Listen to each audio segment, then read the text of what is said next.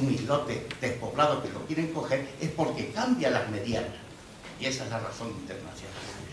Después quería tener otra precisión con respecto, por ejemplo, a lo que se ha comentado de los famosos escapes petroleros de Lanzarote.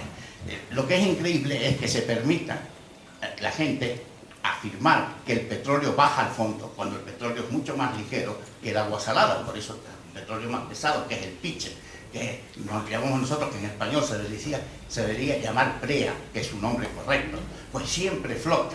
Es decir, que es imposible que afecte a los fondos marinos. Sí, es otra falacia más. Otra falacia que se ha dicho por parte de otra gente es que las desaladoras serían afectadas. La toma de agua de las desaladoras siempre tiene que ser por pozo para evitar que entre el plancton, que afecta más que el petróleo, y por tanto el petróleo no puede bajar y pasar a través del terreno, puesto que se hacen normalmente 10 o 15 metros por kilogramo.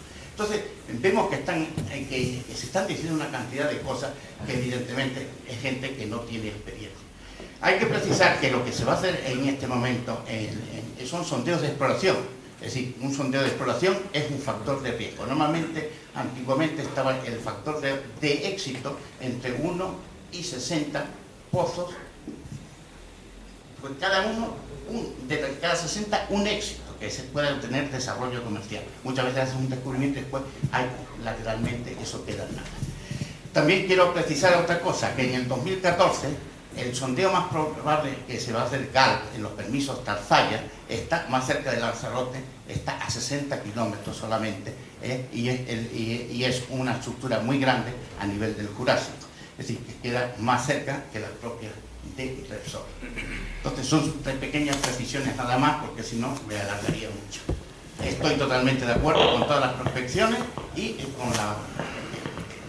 que creo que es esencial. Y sobre todo hay una cosa que no se ha mencionado, y es la importancia de que a lo mejor no es petróleo sino gas, que puede ser incluso más beneficioso para nosotros.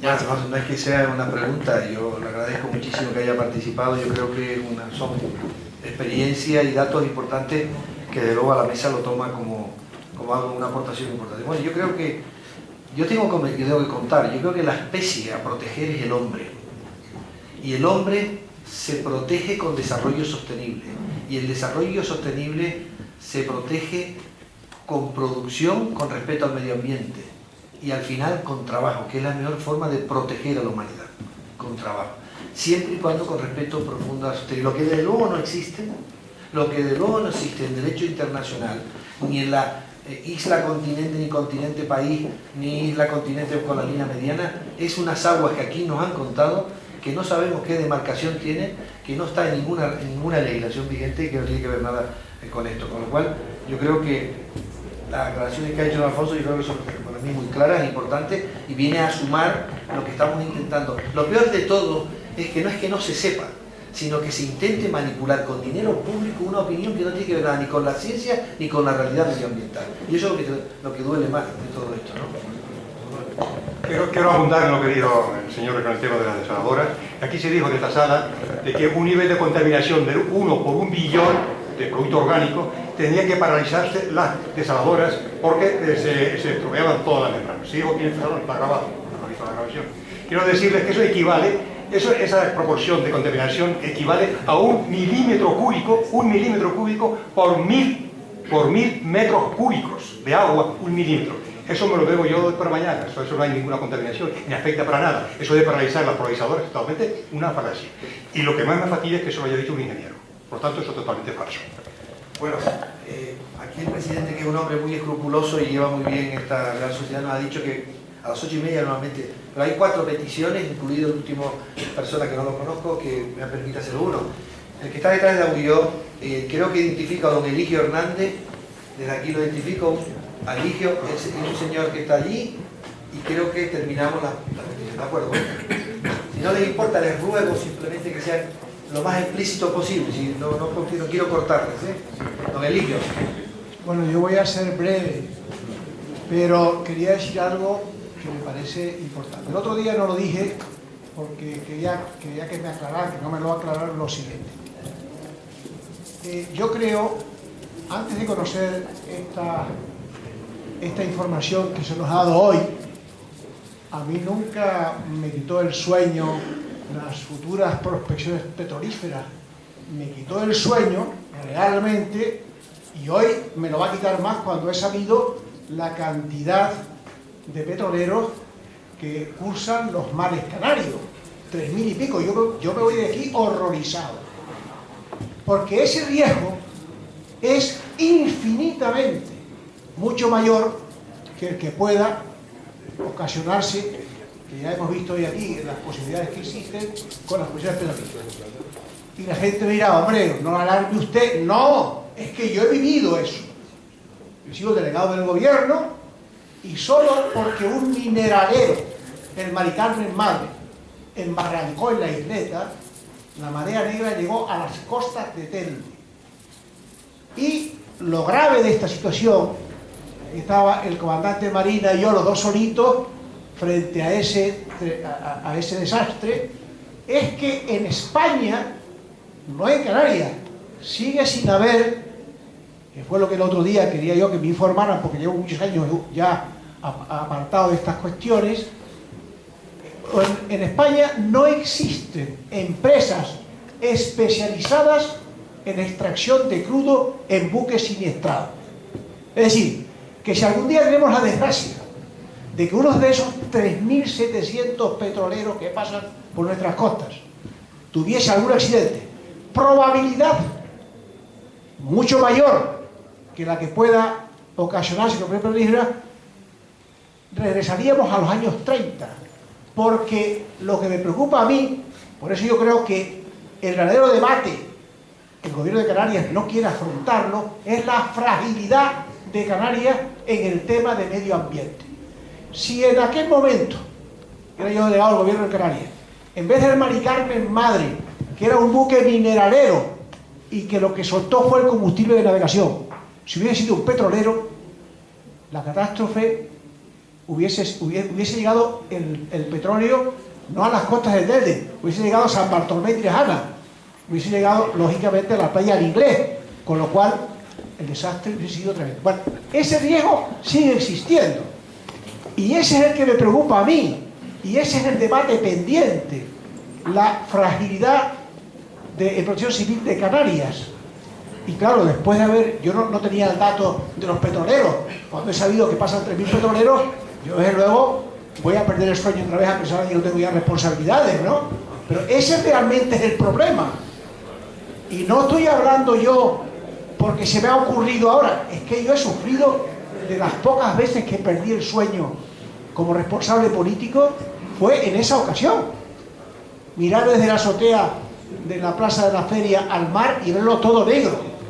Y ver cómo tardaron en limpiarse las costas de Telde, que estuvo a punto de llegar a la playa de la Garita.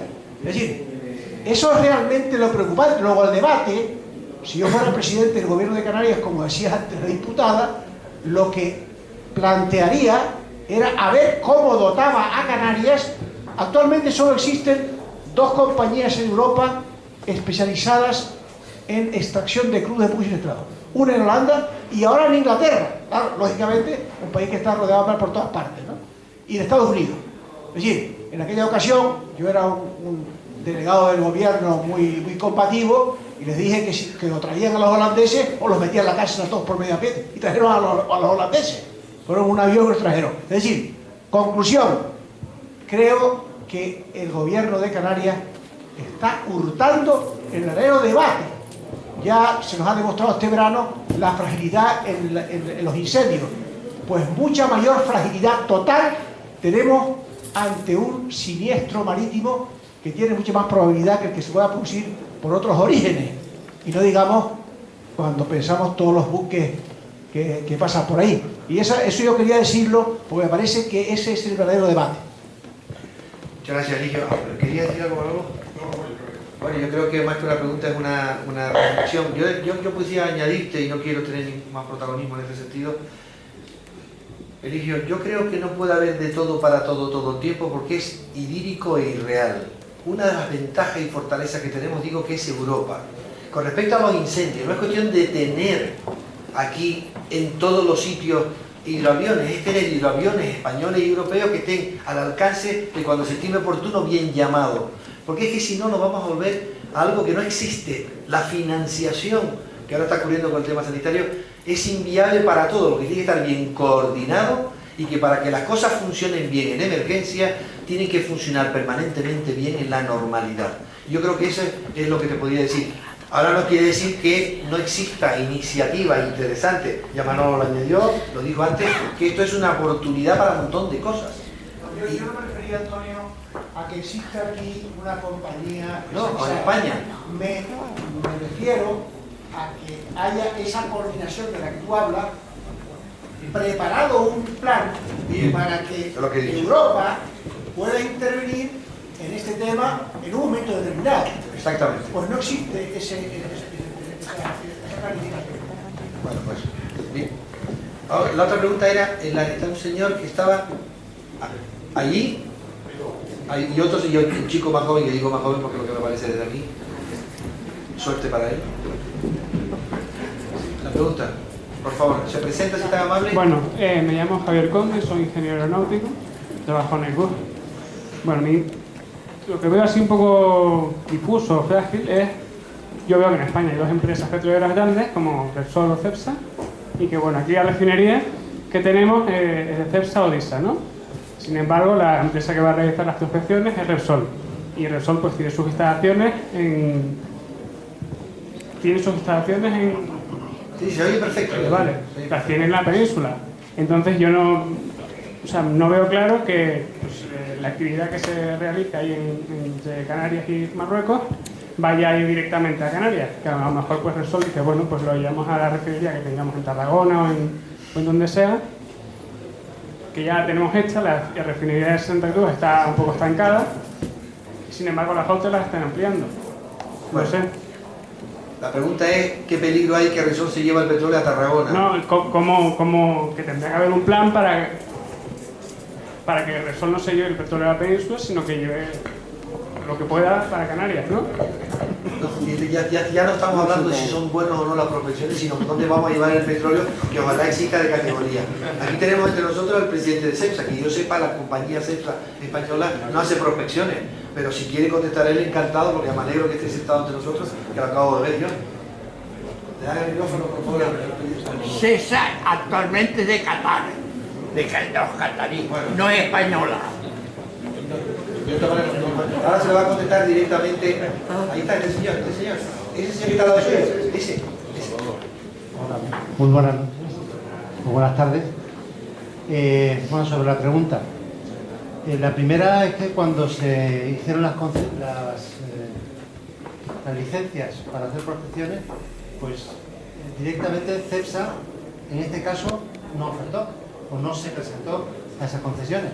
Cepsa tiene prospecciones, pero en otros países del mundo, lo tiene en Argelia, en Egipto, en Perú, en Colombia, pero en este caso, pues son específicamente un tipo de prospecciones muy características de hacerla en offshore, y tienes que tener una tecnología pues al alcance de muy poco en el mundo. Normalmente, y en este caso cuando se ha hecho la asociación con la compañía australiana, pues normalmente son empresas que tienen precisamente esa tecnología y se asocian a otras compañías petroleras para hacer proyectos de muy gran envergadura.